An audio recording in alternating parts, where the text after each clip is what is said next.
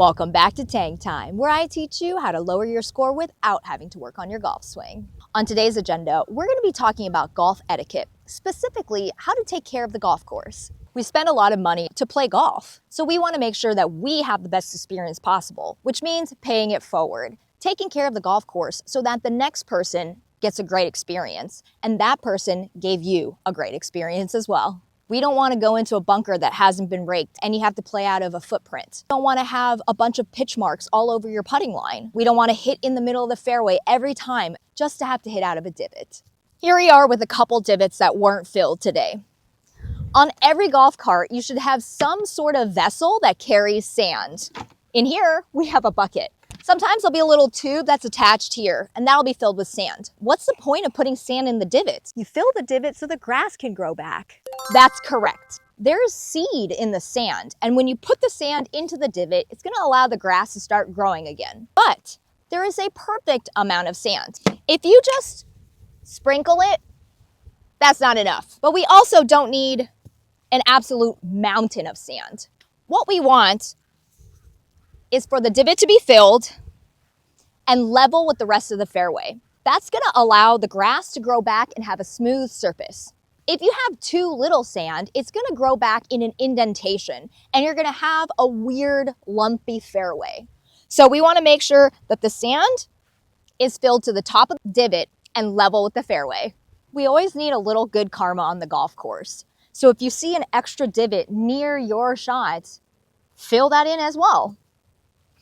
Smooth it down so that the person behind you who happens to roll onto your divot might get a flat lie as well. And the karma that you get from filling other people's divots, maybe the next time your ball goes towards the out of bound, it ricochets and it comes back inside. Or maybe you're hitting it towards the water and you bounce off a turtle's back and it comes back into play.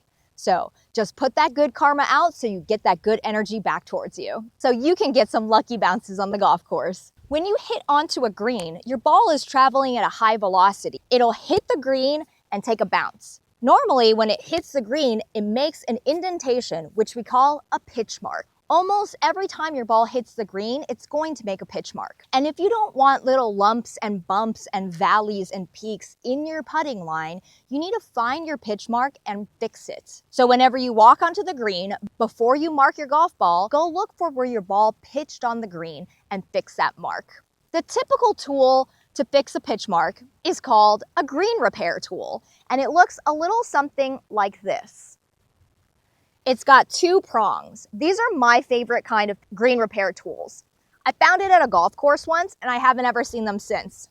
If you don't have a green repair tool, a tee will work just fine. Here's an example of a pitch mark that wasn't fixed correctly and it has died. When the ball pitches, a piece of grass usually flies away, and if you don't replace it, that middle section will burn up in the sun and die. A common misconception when it comes to fixing a pitch mark is people will stick their pitch mark in and dig the ground up. That is going to expose the roots and kill the grass. The grass here is really long right now, so that's why the pitch mark looks like this. Like there it is, the hole where the ball dug the grass up. So if we leave the roots like this exposed, this little patch of grass will die. You don't want to stick the green repair tool in and press up because then that will expose the grass and it'll die. So what we want to do is push forward. We want to bring that grass in so you close the exposed hole. So you close the exposed hole. See? And you can go further out if you need to. And then afterwards, you can tap it down with your foot or your putter head, and then it's just as good as new. You don't see those exposed roots, and this patch of grass will not die. I'll show you the same process, but using a tee. Just push it in and bring the grass together and close that exposed hole.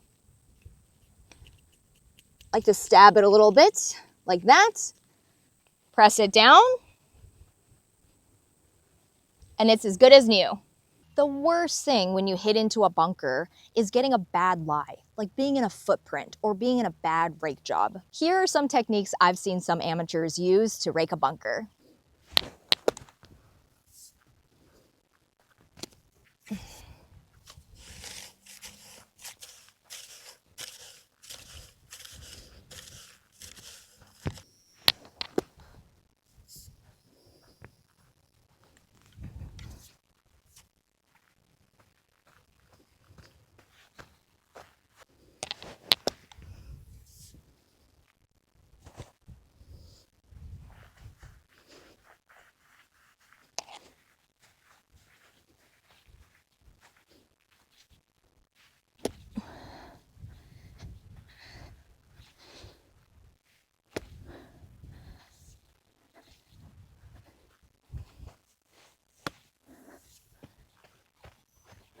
They don't broadcast it on TV very often, but if you ever get a chance to go to a golf tournament, watch the caddy rake the bunker after the pro. They do such a good job. You can't even tell that someone had just hit out that bunker.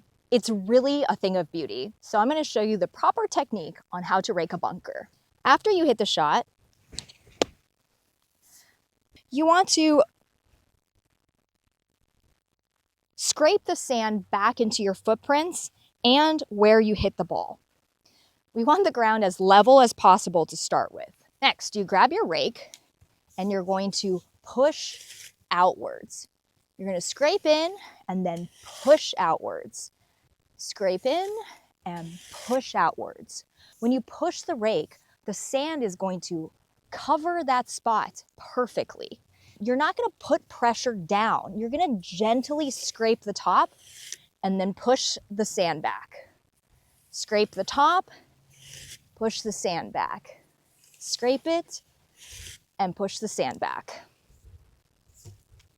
That's how the pros rate the bunker. I know you're already thinking about a million different things to hit the ball straight, and the lie, and the loft, and the wind, and the shot, and that shot. But if we take these extra steps to take care of the golf course, it'll stay in better condition all year round for everyone. And we all want to play golf on the best conditions possible. So please like, subscribe, and stay tuned for my next episode.